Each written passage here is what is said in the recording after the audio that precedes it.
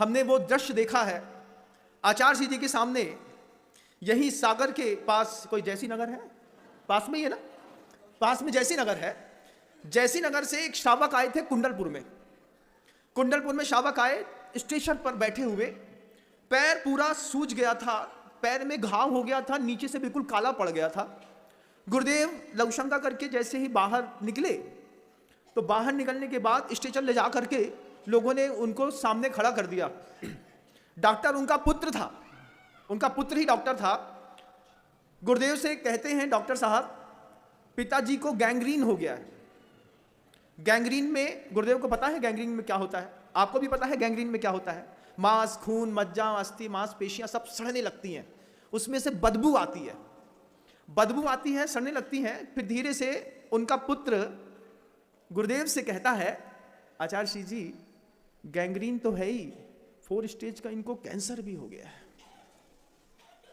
इनको पता नहीं है कि 4 स्टेज का कैंसर है। फिर क्या करना है? बस इतनी सी बात है कि इनके गैंग्रीन के लिए इनके पैर को काटना पड़ेगा। अगर इनका पैर घुटने से कट गया तो ये गैंग्रीन के साथ साथ हो सकता है कैंसर से भी थोड़ा बहुत बच जाए, लेकिन ये पैर कटे कैसे? आप एक बार आशीर्वाद दे दीजिए, कुछ कह दीजिए, कुछ बोल दीजिए। ये बात जब गुरुदेव के सामने कह रहे थे तो उस शख्स ने भी सुन ली। सुन करके अपने पुत्र से कहता है, वो व्यक्ति, नाम मैं परिचित नहीं हूं, नाम अगर मुझे पता होता तो मुझे और सहूलियत होती। वो कहते हैं अपने पिता पुत्र से कहता है डॉक्टर से कि डॉक्टर साहब इस पैर में गैंग्रीन हो गया है, ठीक है, ये बताओ कि अगर 20 दिन बाद ये पैर काटेंगे तो तुम्हें कोई दिक्कत तो नहीं होगी? तो पुत्र आंख में आंसू ला करके, वो दृश्य है बंधुओं, कल्पना करिएगा। पुत्र कहते हैं 1 महीने बाद भी अगर मान लीजिए ये निकलता है तो भी आपके स्वास्थ्य सुरक्षित और व्यवस्थित रहेगा। गुरुदेव ने उस शख्स से पूछा कि 1 महीने में क्या कर लोगे?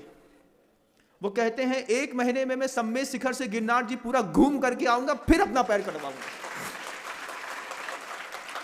बोले 1 महीने में मेरा 16 कारण व्रत भी हो जाएगा आचार्य जी।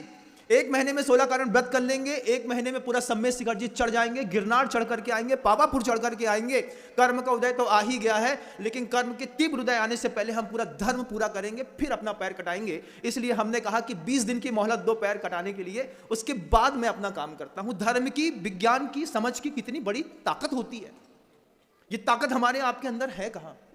अभी कोई कह दे कि भैया गैंग्रीन हो गई, अंगूठा कटवा दो, तुम बोलोगे एड़ी आज ही काट दो, कल कहीं मर न जाए। लेकिन प्रतिकूलताओं में कोई शख्स, प्रतिकूलताओं में वो विज्ञान, धर्म की शक्ति, वो विद्यालय के संस्कार, सामने लिखा है वर्णी बाल संस्कार।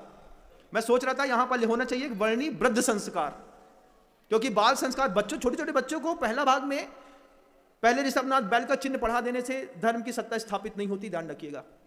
शुरुआत का फंडामेंटल तो जरूरी है, लेकिन बड़ी उम्र के जो लोग हैं उनके लिए भी कोई वृद्ध संस्कार होना चाहिए कि जब आप डिप्रेशन में आते हैं तब आपके लिए कौन संभालेगा।